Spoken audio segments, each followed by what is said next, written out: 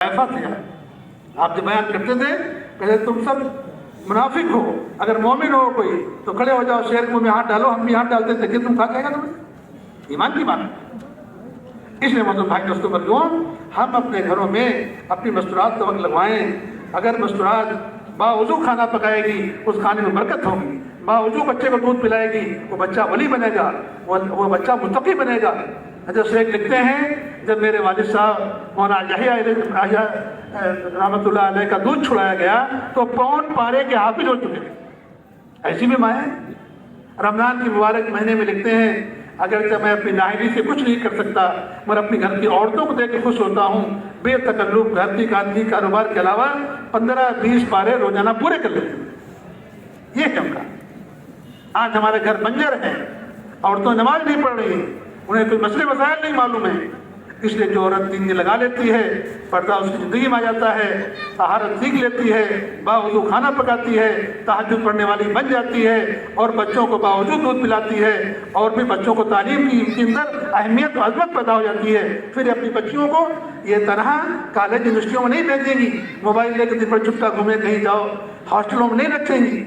मुसलमान हज़ारों नहीं लाखों मुसलमान की बच्चियाँ हॉस्टलों में रहती हैं, यूनिवर्सिटी में मोबाइल लेके बड़ा पढ़ती हैं, हिंदुओं के गैरों के बीच में पढ़ती हैं, है नहीं? कितने मामले बताए जाएं आपको। ये क्या है? उनकी ज़िंदगी में हया नहीं है, आंखों में जो है शर्म नहीं है, ज़िंदगी में अफ़त नहीं है, क्योंकि माहौल नहीं मिला उनको। अगर उनके घरों में तालीम हो रही होती, बच्चे बच्चियाँ तालीम कराते और कुरान का हल्का लग रहा होता, हदीस पाक पढ़ी जाती होती, सहाबा के सिफात गिनाए जा रहे होते और अल्लाह के रास्ते में निकलने की शक्लें बनाई जाती होती, तश्कीलें हो रही होती, मशवरे हो रहे होते, अगर ये बच्चे उस तालीम के माहौल से गुजर जाएंगे तो इनकी निगाहों में हया होगी, इनकी ज़िंदगियों में इफ़्फ़त होगी, इनके अंदर तक़वा होगा, इनके अंदर अपने दीन की मोहब्बत अज़मत होगी और कुफ्र से नफरत होगी। अगर दीन दिल में नहीं है तो कुफ्र से कोई नफरत नहीं है, कुफ्र उनको मीठा नजर आएगा, कुफ्र उनको भला नाज़िर नजर आएगा और जाके कुफ्र में शामिल हो जाएगा। इसलिए दोस्तों बंधुओं कहते हैं ये तमाम बातें छोड़ो, हैं इससे कोई काम नहीं चलेगा। इसके एक बात जो हमारे बड़े कहते हैं, जड़ में पानी डालो, जड़ में, पत्तों में पानी डालने से कुछ फायदा नहीं है। बयान तुम लाख कर डालो, जुमे में सुन लो और लाख अपने बुराई बता दो, लाख अपने बताओ। हमारे यहाँ मुनकरात के नहीं छेड़ा जाता है, मुनकर छेड़ने से मुनकर और पनपता फलता फूलता है।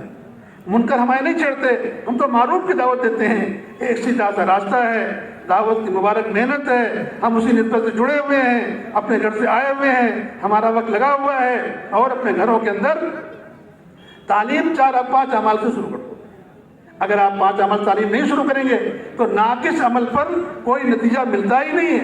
नाकिस कपड़ा हो, नाकिस गेहूँ हो, नाकिस फल हो, उस पर कोई भाव नहीं लगता है, वो कुड़क भाव जाता है। अगर हमारे घरों में तालीम हो रही है मगर नाकिस हो रही है, गंडेदार हो रही है और महीनों सालों होती ही नहीं, इसकी अहमियत नहीं मालूम है दोस्तों। आप सोचो, एक आलिम साहब जा रहे थे हमारे वहाँ लखनऊ के, दूसरे साल में जा रहे थे, तो उसके बाद उनकी अहलिया ने पासपोर्ट छुपा लिया। तो हमने भाई क्या हुआ, क्या बताएं? वो अहलिया हमारी बहुत परेशान है, रो रही, तुम साल भर के लिए कहाँ जा रहे हो? अभी मकान आधा बना पड़ा है, अभी बच्चों की शादी बाकी है, तुम बिल्कुल पागल हो गए हो, दीवाने हो, कहाँ जा रहे हो? तो हमने उससे कहा घर में तालीम कराते हो? अगर तालीम कराएंगे 5 अमाल साल तो जहन बनेगा औरतों को और तश्कील में धीरे धीरे बात को उतारो, एकदम मत कह दो। आप ये कहना कह दो सब हम तो 4 महीने आजिज जा रहे हैं, तो कहीं तुम जा रहे हो 4 महीने आजिज, हम जा रहे हैं, मैं क्या तुम जाओ वहाँ, ये लड़का देखो, भैंस देखो, बकरी देखो, तुम जाओ 4 महीने, हम जा रहे हैं मैके, तो क्या करोगे फिर? इसलिए उनको तरतीब बनना सिखाओ कि भाई 4 महीने जमात बन रही है, माशाल्लाह इरादा कर लिया है, बैरून जाना है, आप दुआ करो इंशाल्लाह हो जाएगा। तो वो समझ नहीं पाएंगे, हाँ धीरे धीरे हो जाएगा।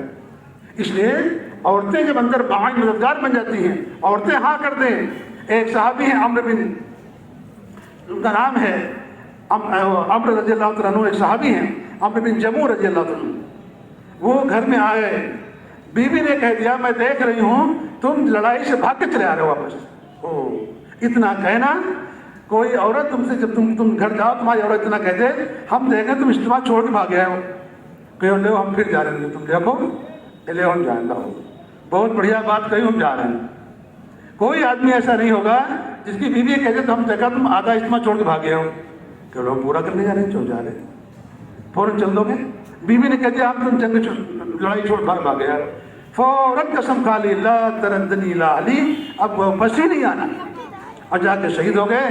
لاش کو اونٹ پہ رکھ کے لایا جا رہا تھا، اونٹ احد کی طرف رخ کر رہا تھا، اور اللہ کے پیارے نے فرمایا یہ کیا کہہ کے گئے تھے؟ فرمایا یہ دعا پڑھ کے گئے تھے لا تردنی لا علی، اے اللہ مجھے اہل واپس نہ کریو۔ فرمایا اونٹ کو یہی حکم ہے، یہ اونٹ گھر نہیں جائے گا، ان کی لاش وہیں دفن کرو۔ یہ تھی مائیں۔ ایک صحابی، اللہ کے زمانے میں 2 اذانیں ہوتی تھی مدینے کے اندر، دوسری اذان ہوتی تھی دین کے تقاضے کے لیے، الصلاۃ جامعہ، الصلاۃ جامعہ کی آواز لگتی تھی، لوگ سمجھ جاتے تھے کوئی دین کا تقاضا آ گیا ہے، تمام لوگ جمع ہوتے تھے، جماعتیں بنتی تھیں اور روانہ ہو جاتی تھی، گھر بتانے بھی نہیں جاتے تھے۔ ایک صحابی گھر بتانے آ گئے اپنی اہلیہ سے کہ ہم جا رہے ہیں جماعت میں، وہ رونے لگی، تو کہنے روتی کیوں ہو؟ کیا بات کہ روتے اس لیے ہیں تو بتانے ہم سے کیوں آ گئے؟ ارے وہیں سے کیوں نہیں چلے گئے تھے بتانے کیا ضرورت ہے؟ ایسا ہے حضرت خنسہ رضی اللہ تعالیٰ عنہ کا ذہن کیا تھا؟ ایک شاعرہ تھی، مشہور شاعرہ، ایمان لے آئی، اور ایک جنگ کے دوران میں ایک دن پہلے اپنے 4 بیٹوں کو جمع کیا، 4 جوان بیٹے ہیں، ان کو جمع کیا اور کہا دیکھو میرے بیٹوں سن لو بات غور سے، جس طرح تم ایک ماں کے پیٹ سے پیدا ہوئے ہو ایسے ایک باپ کی اولاد ہو، ہم نے تمہارے حسب نسب کو خراب نہیں کیا ہے، تمہارے ماموں کو رسوا نہیں کیا ہے، اور دیکھنا کل جب جنگ کے شعلے بھڑکنے لگے تو تم ایک ایک کر کے کود جانا اور قطعی پرواہ نہ کرنا، انشاءاللہ تم اکرام کے ساتھ جنت میں داخل ہو۔ 4 بیٹے لگے جنگ کے جب بھڑکنے لگے شعلے، ایک ایک کر کے ماں کے اشعار پڑھ رہا تھا، تلواریں لے کے جنگ کے میدان میں کود رہا تھا اور شہید ہوتا جا رہا تھا۔ جب 4 بیٹے شہید ہو گئے تو خنسہ کو خبر ہوئی، آج دیکھا اور ٹھنڈا سانس بھرا، الحمدللہ کل جنت میں ان کے سائے میں رہوں۔ ایسی بھی مائیں آج کہا جا رہا بھائی بیٹے کو بھیج دو، ابا بھیج رہے ہیں اماں کری، ارے تم کہاں چکر پڑے ان کی جماعتی، تم چھوڑو، ماں روک رہی ہے نہیں۔ اور اگر تم 4 مہینے بستر باندھ تیار ہو جاؤ گے، اب عورت نہیں چاہے گی، ایک جملہ اندر سے بولے گی جاؤ بھائی تم جاؤ، چاہے مری چاہے جی تم چلے جاؤ 4 مہینے میں،